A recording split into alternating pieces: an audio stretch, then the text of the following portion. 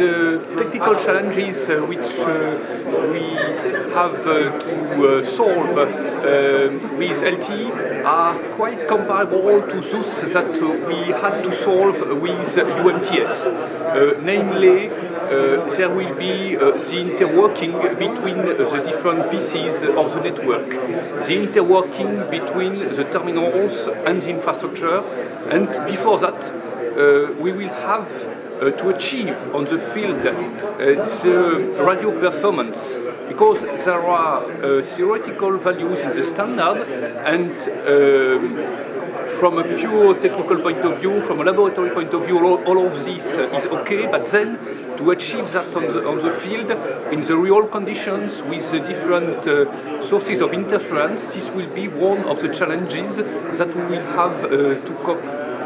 If we look at the time when the standard is achieved, which is about now, we may anticipate that the hardware will be stable in around 2 years.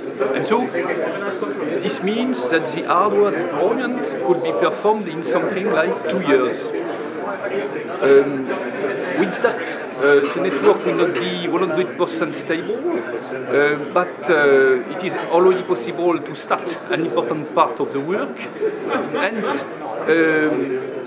then we have the economic constraints, or in other words, the need for LTE, the business plan for LTE, and it is likely that in some countries, due to the increase of the data consumption, in 2011-2012, we will need LTE. And so, for some countries, starting the hardware rollout in 2010 will be wise in order to be able to start commercially in 2011 or 2012. For some emerging markets, the lack of fixed infrastructure makes that we have to use some radio-based infrastructure.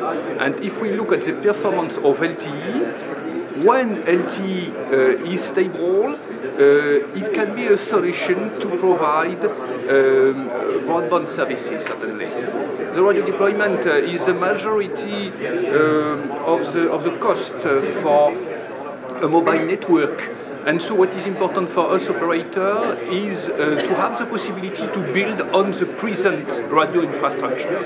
And so to have an easy and cheap evolution of the present radio sites to make them evolve towards LTE. If we can reuse most of our infrastructure, this can be okay.